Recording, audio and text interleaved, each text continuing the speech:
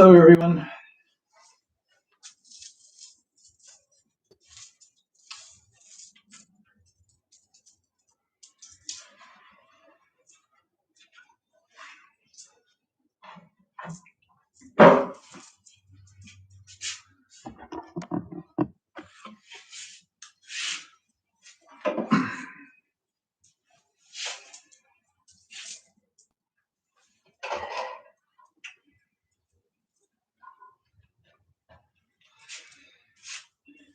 Verse of the Akasa. Vast is the robe of liberation, a formless field of benefaction. I wear the Tathagata's teaching, freeing all creations. Vast is the robe of liberation, a formless field of benefaction. I wear the Tathagata's teaching, freeing all creations. Vast is the robe of liberation, a formless field of benefaction. I wear the Tathagata's teaching, freeing all creations.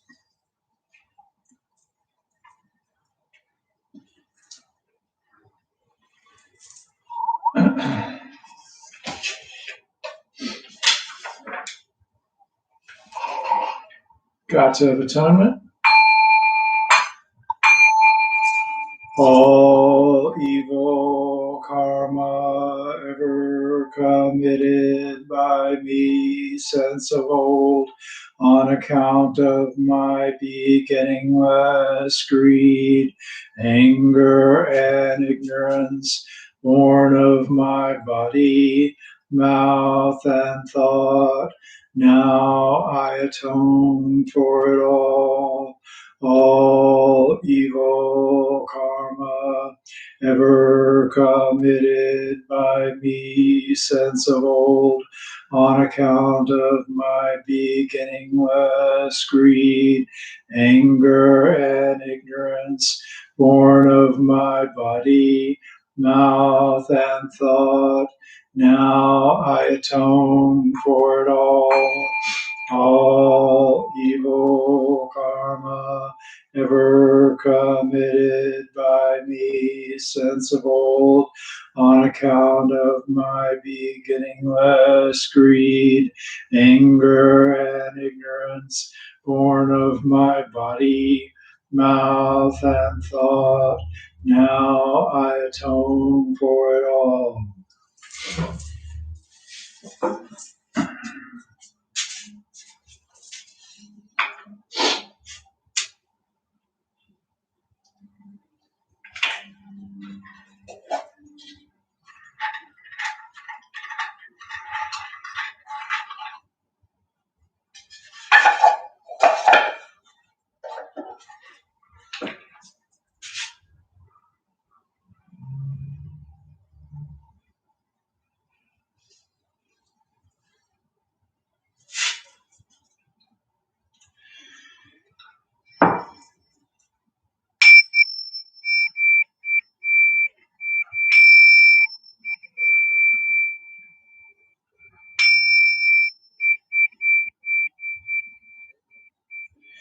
The fragrance of this incense invites the awakened mind to be present with us now.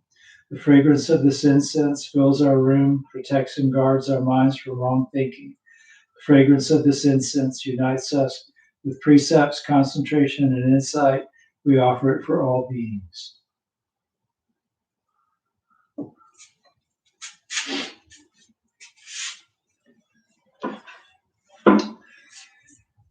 Homage to the Buddha.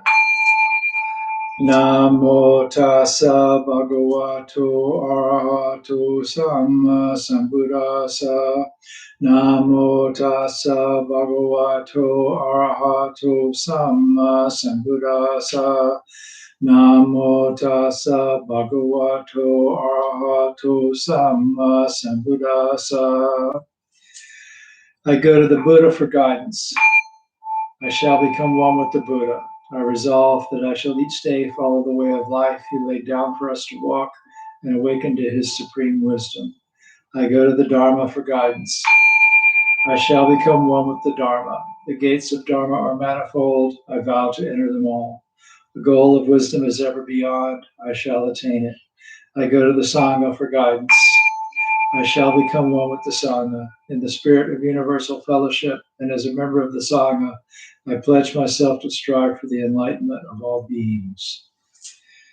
The Metta Sutta. This is what should be done by one who is skilled in goodness and who knows the path of peace. Let them be able and upright, straightforward and gentle in speech, humble and not conceited, contented and easily satisfied, unburdened with duties and frugal in their ways, peaceful and calm and wise and skillful, not proud and demanding in nature. Let them not do the slightest thing that the wise would later reprove. Wishing in gladness and in safety, may all beings be at ease. Whatever living beings there may be, whether they are weak or strong, omitting none, the great or the mighty, medium, short or small, the seen and the unseen, those living near and far away, those born and to be born, may all beings be at ease. Let none deceive another or despise any being in any state. Let none through anger or ill will wish harm upon another. Even as a mother protects with her life her child, her only child, so with a boundless heart should one cherish all living beings, radiating kindness over the entire world, spreading upward to the skies and downward to the depths, outward and unbounded, freed from hatred and ill will, whether standing or walking, sitting or lying down, free from drowsiness, one should sustain this recollection. This is said to be the sublime abiding. By not holding to fixed views, pure hearted one, having clarity of vision, being freed from all sense desires, is not born again into the world of suffering. May I be happy and well. May no harm come to me. May I learn compassion. May all my friends, family, and those I love be happy and well. May no harm come to them. May they learn compassion. May all those troubled in body, mind, and spirit be happy and well. May no harm come to them. May they learn compassion. May all those who have hurt me in body, mind, and spirit be happy and well. May no harm come to them. May they learn compassion. May all those I have hurt in body, mind, and spirit be happy and well. May no harm come to them. May they learn compassion. May all my enemies be happy and well. May no harm come to them. May they learn compassion. May all living beings be happy and well. May no harm come to them. May they learn compassion.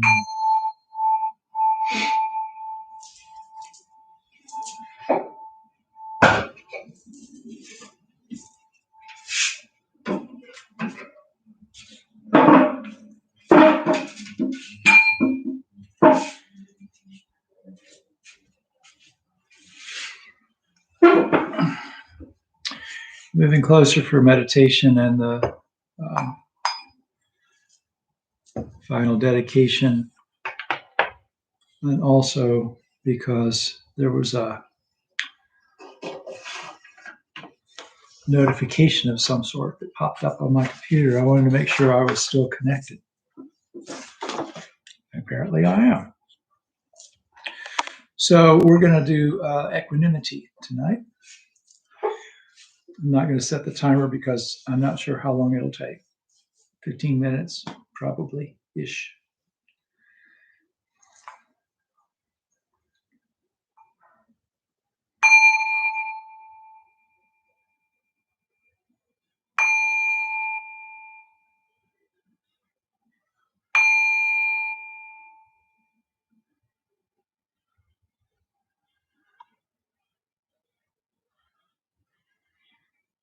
Take a few deep breaths.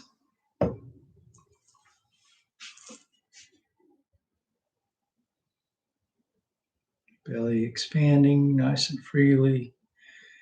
Abdominals relax so you're in-breaths can be complete, kind of elongating your out-breath slightly to help calm your mind.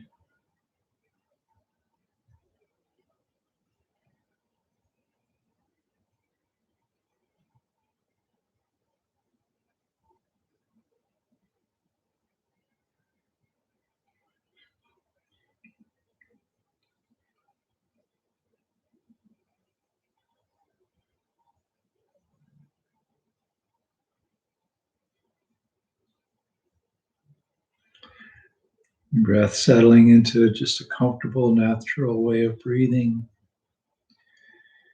keeping your attention on the breath at the center of your chest.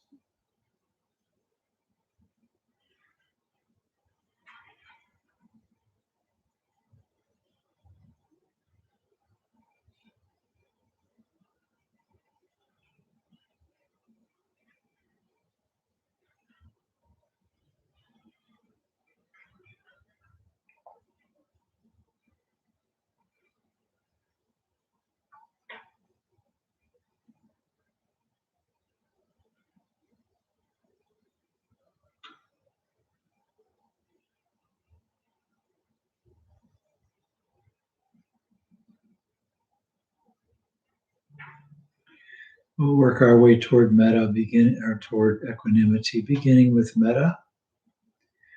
May I be happy.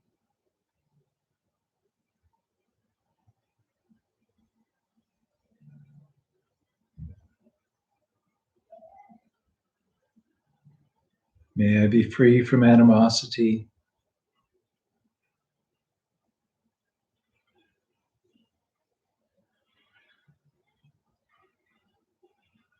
Free from stress and affliction.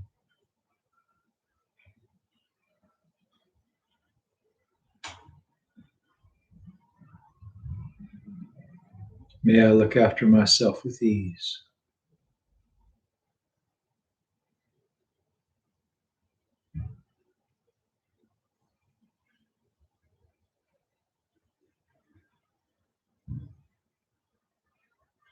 May all beings be happy.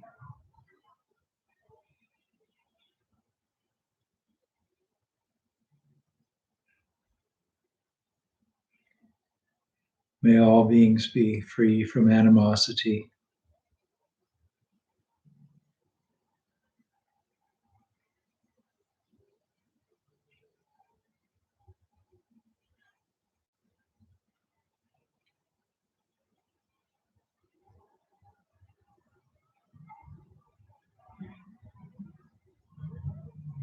May all beings be free from stress and affliction.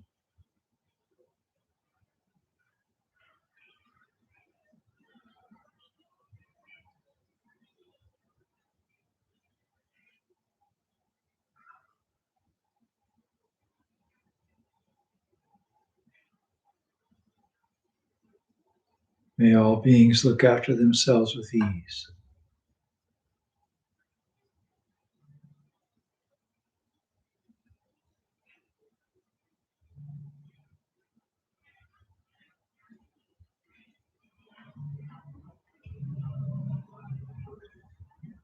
May all beings be free from suffering.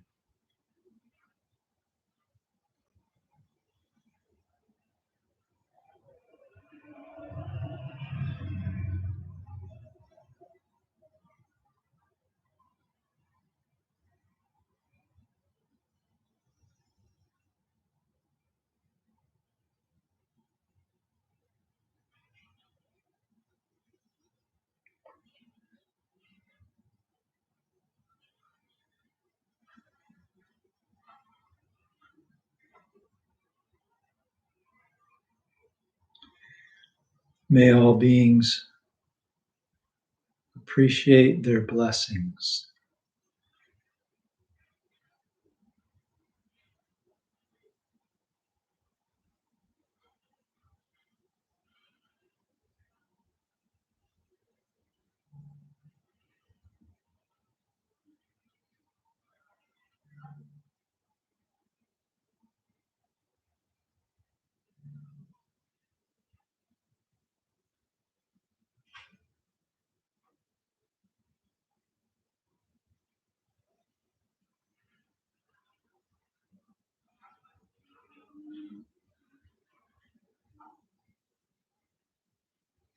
So traditionally, we would start the development of equanimity with someone kind of neutral.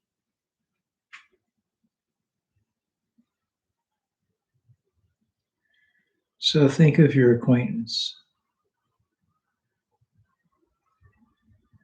And you may not know a lot about them, but you know that they'll experience aging, illness, losses, and you know that they live in a civilized land, that they have the Dharma available to them. They probably have ample food, clean air, clean water. So they have blessings and they have suffering. Like all beings, they are the owners of their karma. So everything that arises and falls does so because of cause, because of action.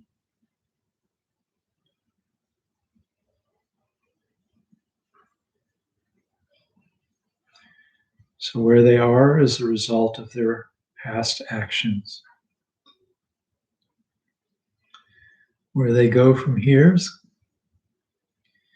results from their present and future actions.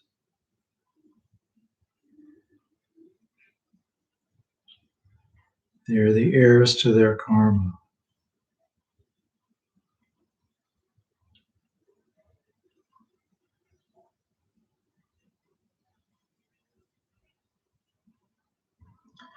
Born of karma. They're human beings where they are and the time they're in because of past actions.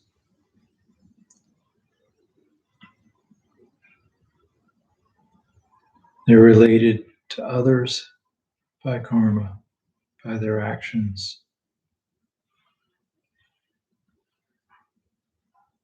They live supported by karma.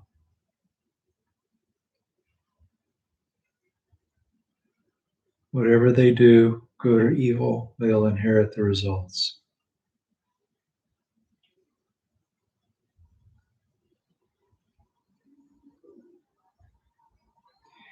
And if you want to reduce that just to one phrase that you can meditate on, they are the owners of their karma. Sums it all up.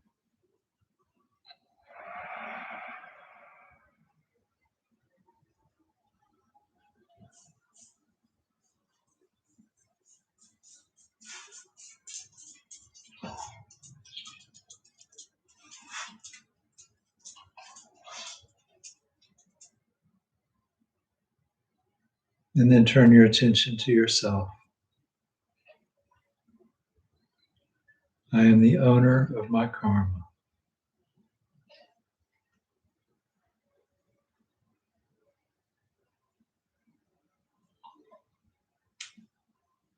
Heir to my karma.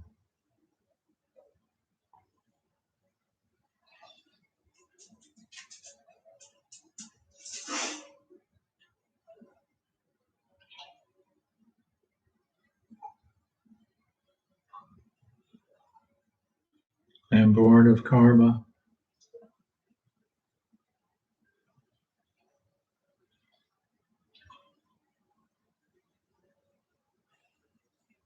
Related to all beings by karma.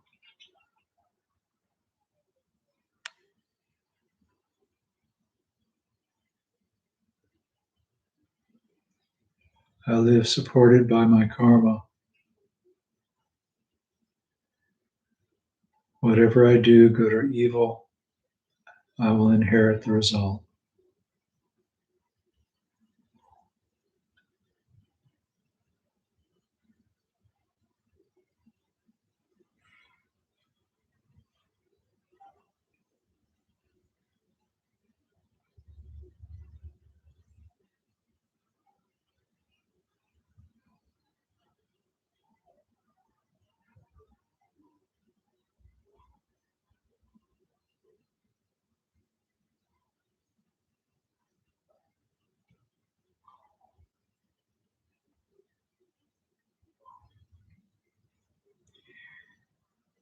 And then think of your loved one.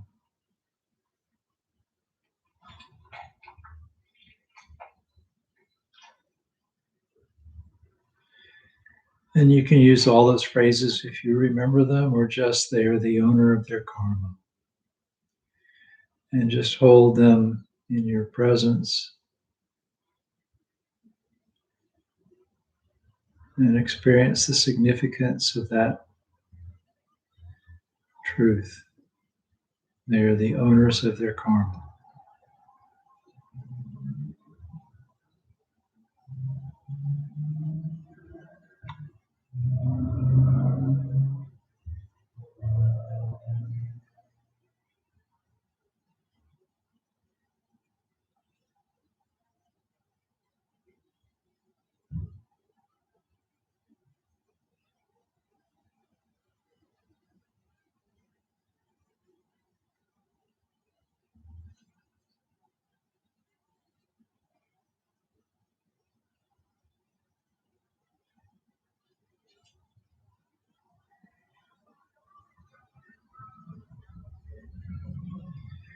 And bring your friend into this space with you.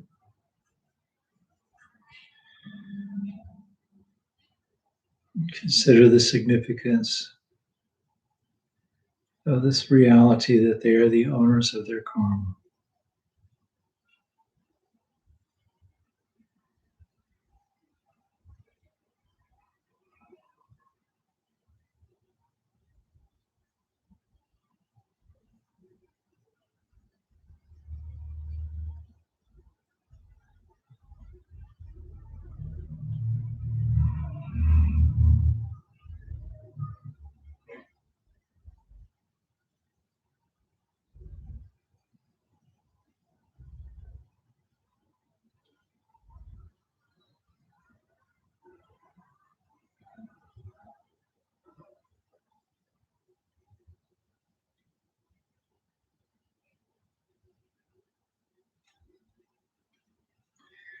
And whoever you're not getting along with,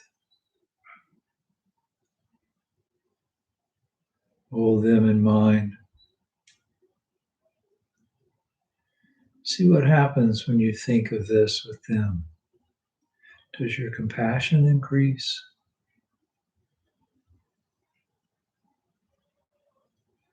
Does your sense of balance toward the situation change?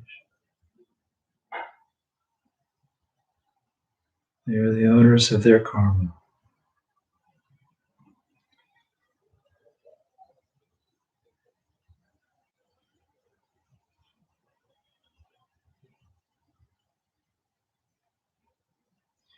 They are who they are. They are the way they are because of what's happened in the past.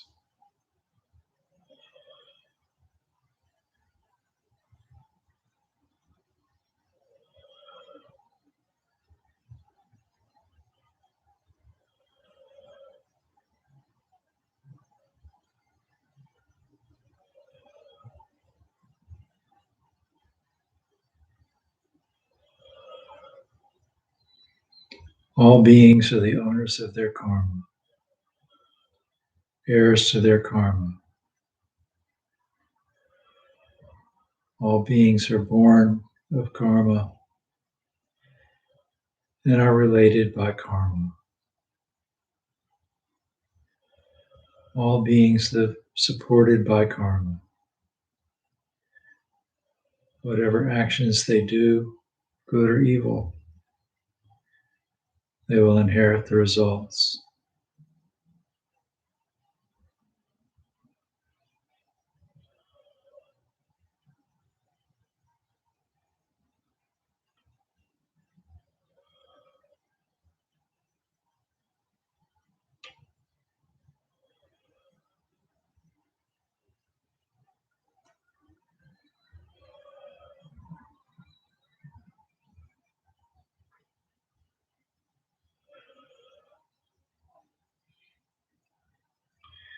So I encourage you to kind of let go of the phrases now and just sit with your attention on your breath.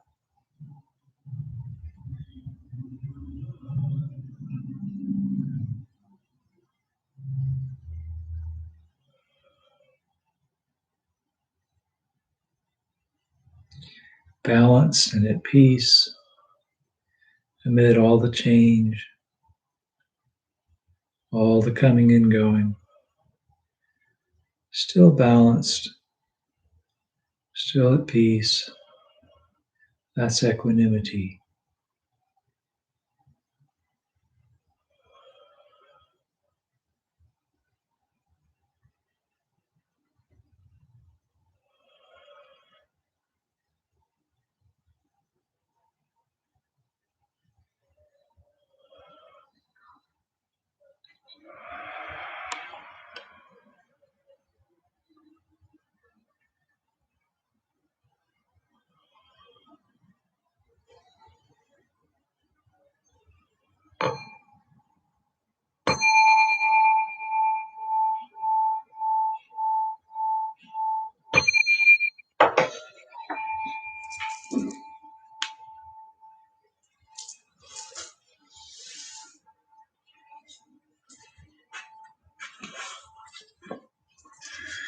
Buddha nature pervades the whole universe, existing right here now, and offering candles and incense, hearing the Dharma and training the mind. Great merit is attained.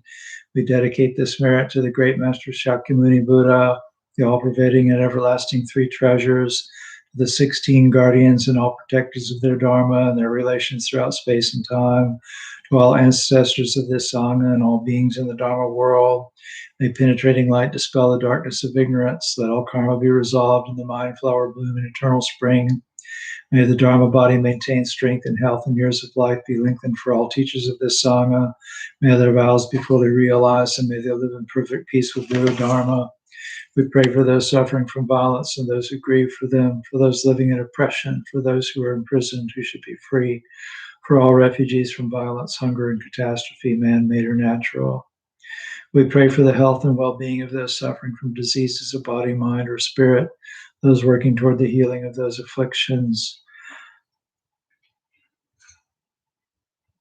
May they be serene through all their troubles, and may we realize the enlightened way together. Sabe sata sadahantu avera sukajivino katang punya phalang maihang sabe bagi bhavantu te. May all beings always live happily, free from animosity. May all share in the blessings that spring from the good we have done.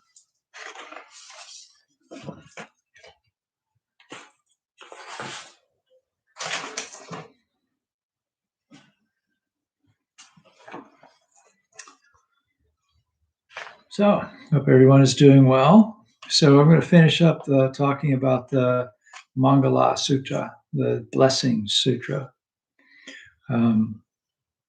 So, I think I'll just read the whole thing again. It's not all that long. We may start chanting it once in a while. Get back to doing that. Thus have I heard. On one occasion, the Exalted One was dwelling at Anathapindika's monastery in Jeta's Grove near Savatthi. Now, when the night was far spent, a certain deity whose surpassing splendor illuminated the entire Jeta Grove came to the presence of the Exalted One and, drawing near, respectfully saluted him and stood at one side. Standing thus, he addressed the Exalted One. Many deities and men yearning after good have pondered on blessings. Pray, tell me the greatest blessing. And the Buddha, not to associate with the foolish, but to associate with the wise, and to honor those who are worthy of honor. This is the greatest blessing. To reside in a suitable locality, to have done meritorious actions in the past, and to set oneself in the right course. This is the greatest blessing. To have much learning, to be skilled in handicraft, well trained in discipline, and to be of good speech. This is the greatest blessing. To support mother and father, to cherish wife and children, to be engaged in peaceful occupation. This is the greatest blessing. To be generous in giving, to be righteous in conduct, to help one's relatives, and to be blameless in action. This is the greatest blessing. To loathe more evil and abstain from it, to refrain from intoxicants, and to be steadfast in virtue. This is the greatest blessing. To be respectful, humble, contented, and grateful, and to listen to the Dharma on due occasions. This is the greatest blessing. to be patient and obedient, to associate with monks, and to have religious discussions on due occasions. This is the greatest blessing. Self-restraint, a holy and chaste life, the perception of the noble truths, and the realization of nirvana. This is the greatest blessing. A mind unruffled by the vagaries of fortune, from sorrow freed from defilements, cleansed, from fear liberated. This is the greatest blessing. Those who thus abide ever remain invincible and happiness established. These are the greatest blessings. I like that so much.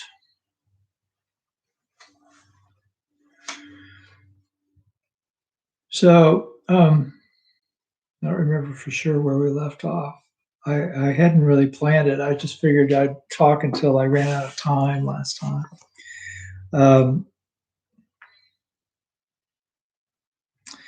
I think we left off after the being righteous in conduct, helping one's relatives, and being blameless.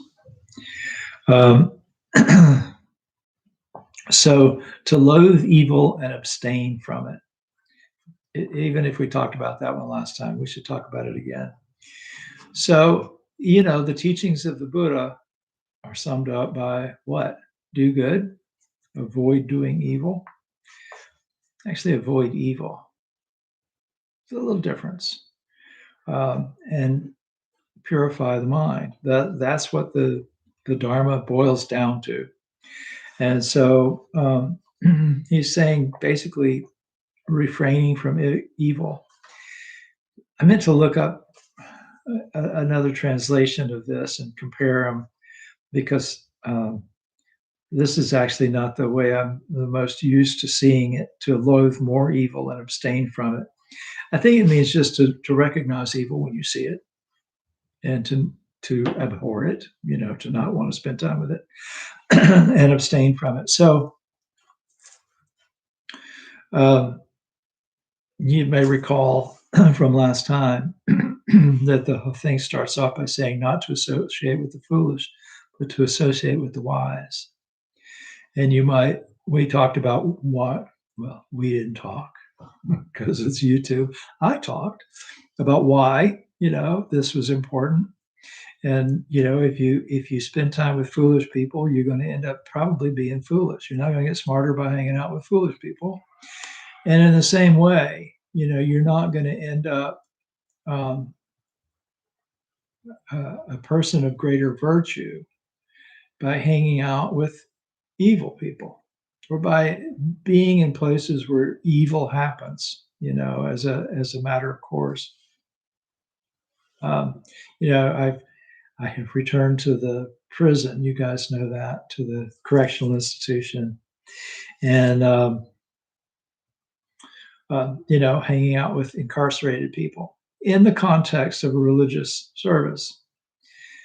And even though it's in the context of religious service, I have to be very careful with what my mind will go to and how it attaches to things. I think we generally, the brain is wired to mimic and that sort of thing. And so you really have to be very careful around people who are practitioners of bad behavior, and who are spending all of their time around people who are practitioners of bad behavior.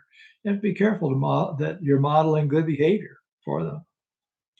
So, I'm pretty laid back when it comes to services and stuff, but and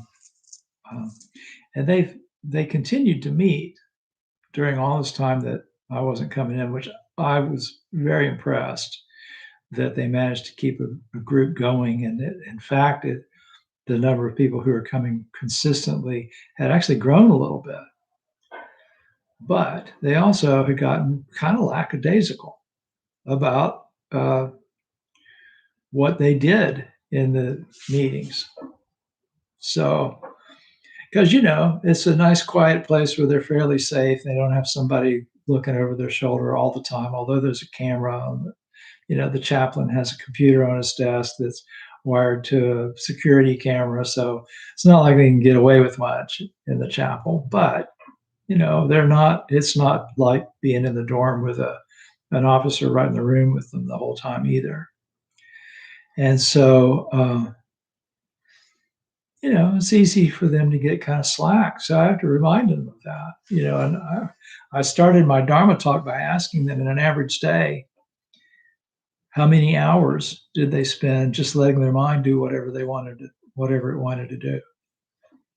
And we determined that on an average day, it was about 24 out of 24 hours, right? That they just let their mind go where it wanted to go and do what it wanted to do, And so I just remind them that this couple of hours that we spend together in a week, is their opportunity to restrain the mind. And so that's why I think when I say what the Buddha's teaching comes down to, I say to do good, to avoid evil, and not just to avoid doing evil, but to not be around it. I think to not be, a part of it. It's you think about the world we live in, the way we make our livelihood, and that sort of thing. Even like where we buy our groceries, how far we drive, or how much we drive when we don't have to drive, and things like that can be a part of doing harm in the world that we live in, which, a certain amount of harm, you can't live without having an impact on your environment, a negative impact. You can also have a positive impact, but you kind of have to try to be careful about those things and balance those things so that, you're not just being mindless about what you do. So to abstain from evil, to refrain from intoxicants, I get this question a lot. If I'm going to practice Buddhism, do I have to stop drinking?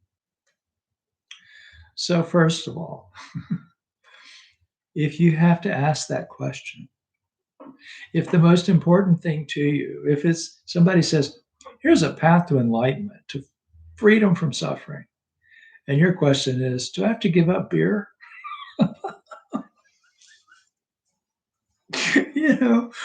Think about that. So the reality is no, you don't have to give up having a beer in the evening or whatever. I mean, I did because, my alcohol for me was kind of a big deal. And so it's a lot better for me to abstain altogether. But, it's not unhealthy to have a glass of wine, stuff like that. I'd even say if as long as you do it safely, it may not be the most terrible thing in the world to get a little inebriated once in a while, but just like hanging out in the chapel at a prison, you got to be careful how much you're influenced by your environment. And so if you're in a place where there are intoxicants and where there's, irresponsible behavior going on and you're engaging in the intoxicants, you're more likely to do the irresponsible behavior too.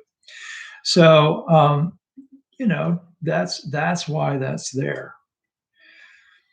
And to be steadfast in virtue. Steadfast in virtue. In other words, you don't just behave well when it suits you. You think about what's important. The vows that you took when you went for refuge, if you've gone for refuge, to not kill, to not take what isn't freely given, to not engage in harmful sexual activity, not engage in harmful speech. That's the one that gets most people is, when that's defined, it's false, idle, and harsh speech. And most of us can get through the day without killing anybody or without stealing anything. It's very difficult to get through the day without something harmful coming out of your mouth, So, and you don't just refrain from those things when it's easy and convenient, but you refrain from those things when it's hard. And the thing is, these are not commandments. These are guidelines for practice. So we take on this practice because we know it will lead to a better, more authentic life. And uh, more favorable, whatever happens to us after this life. Okay. So, um,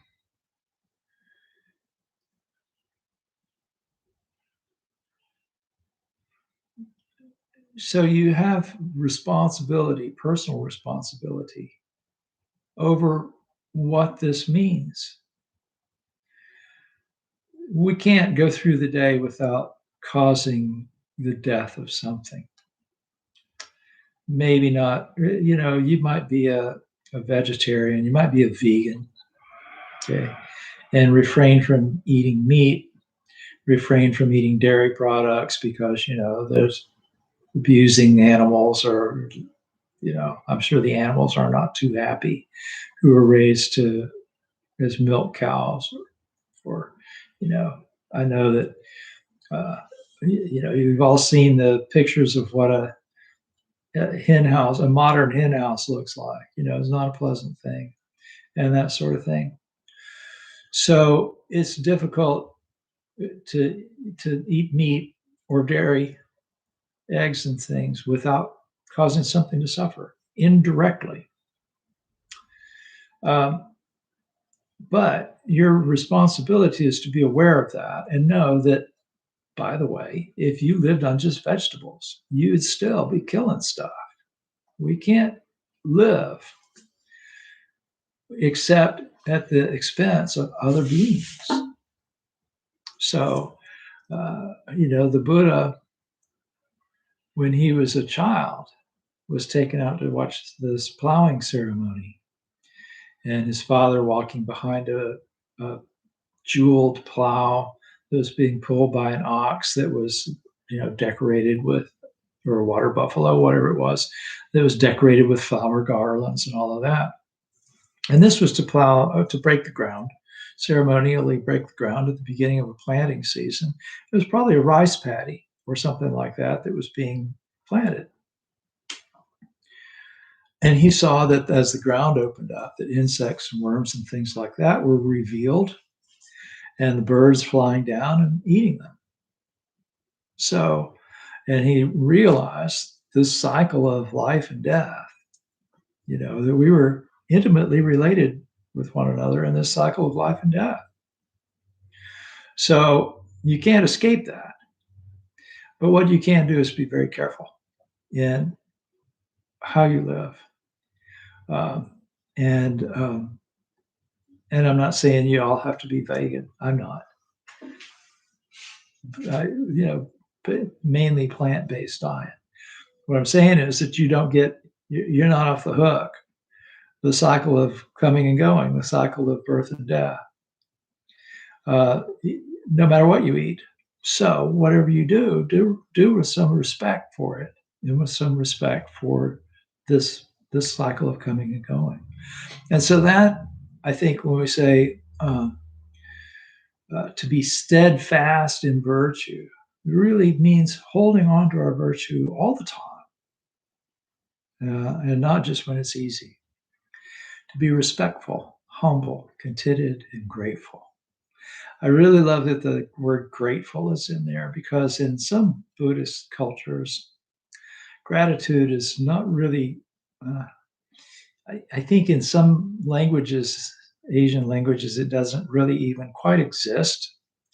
In Pali, it's basically what the word translates pretty directly to, literally, to knowing what has been done.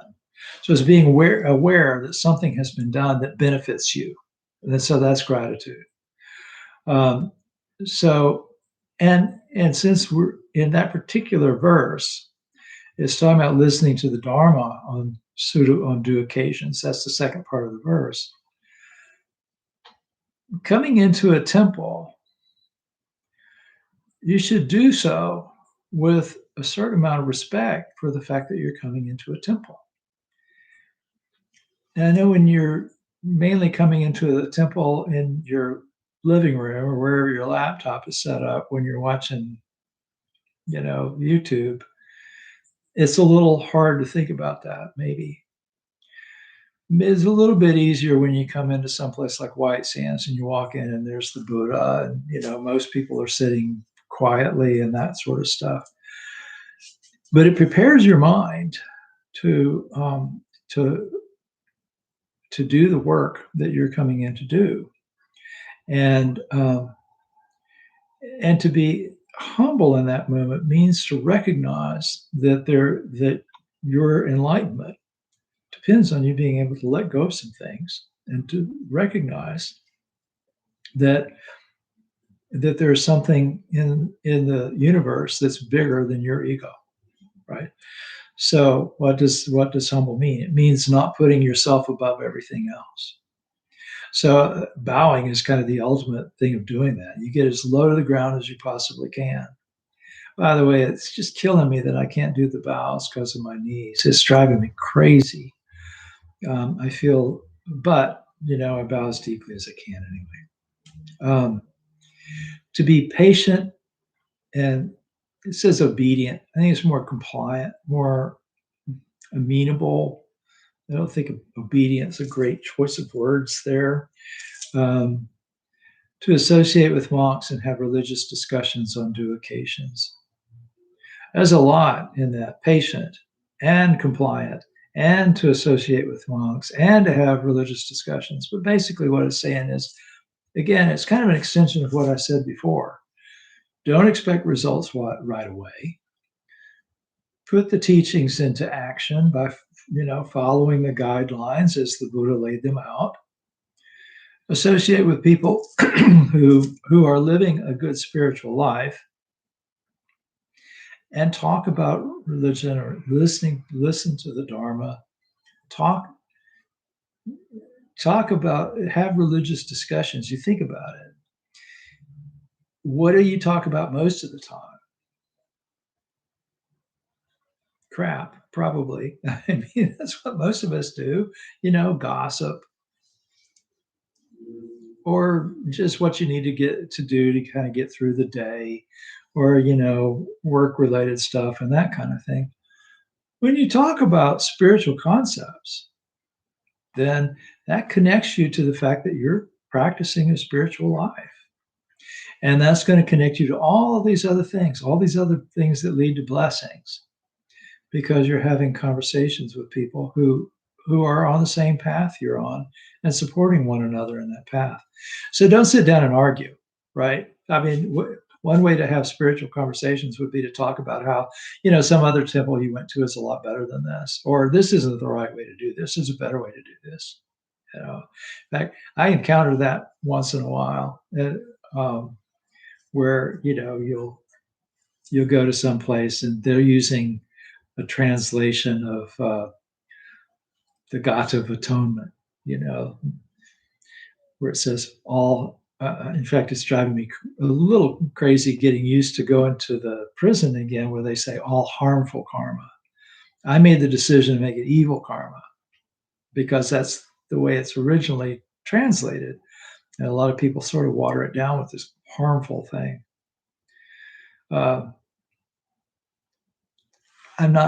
It's not that I'm right and that they're wrong.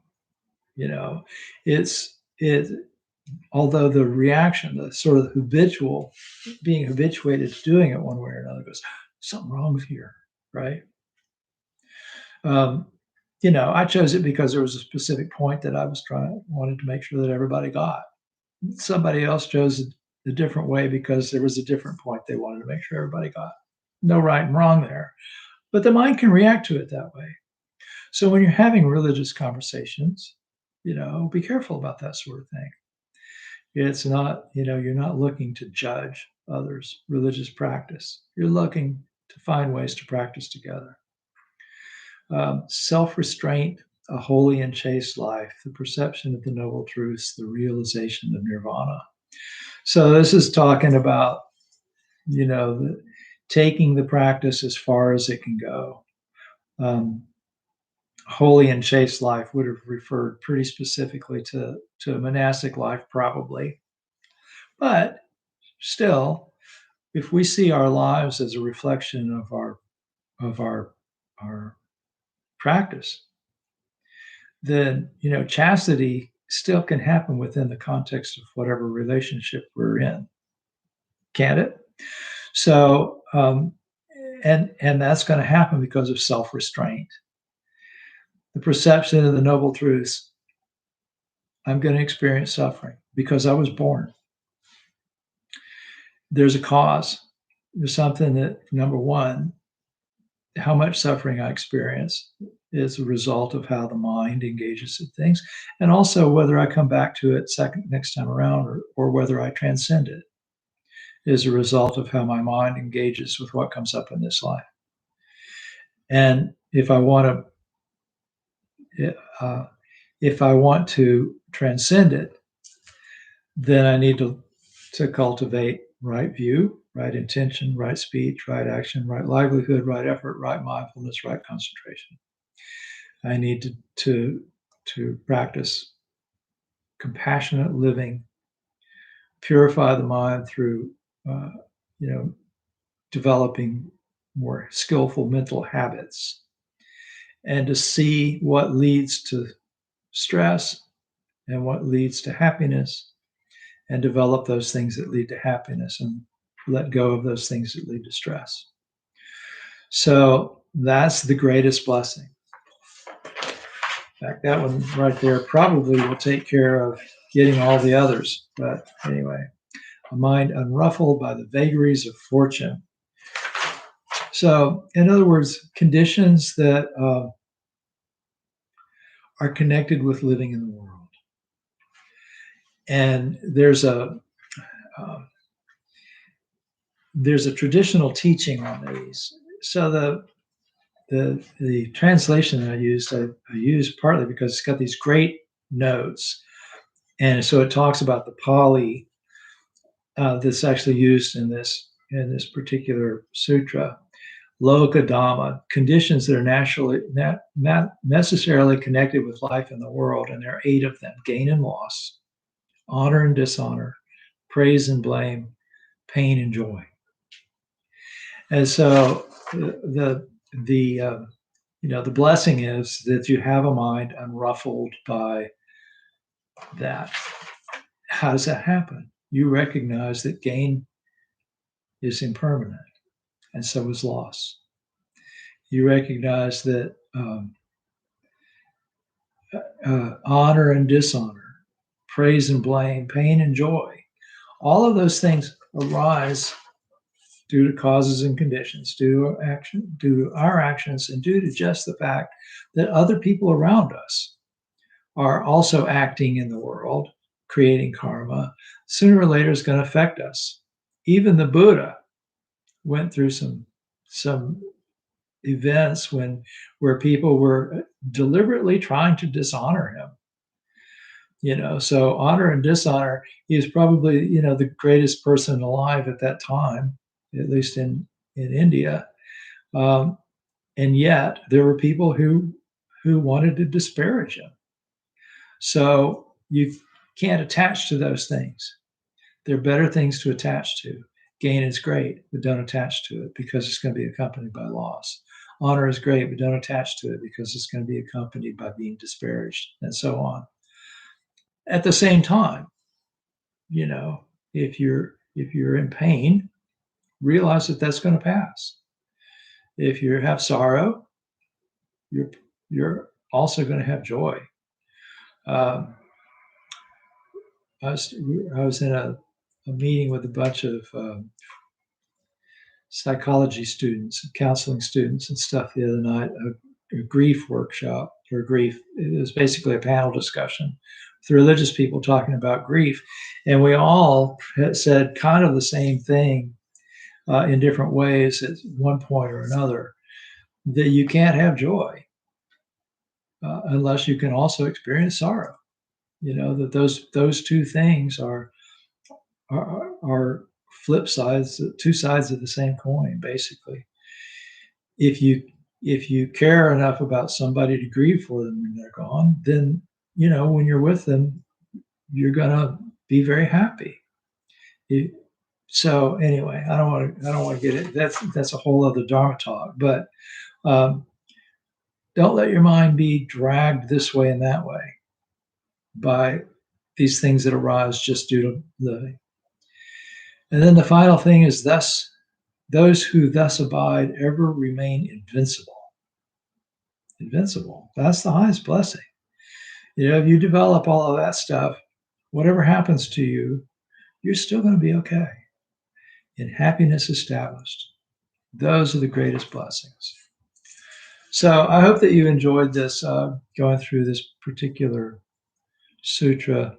And like I said, we'll come back to it once in a while, maybe chant it now and then, and that kind of stuff, because I think it's very rich.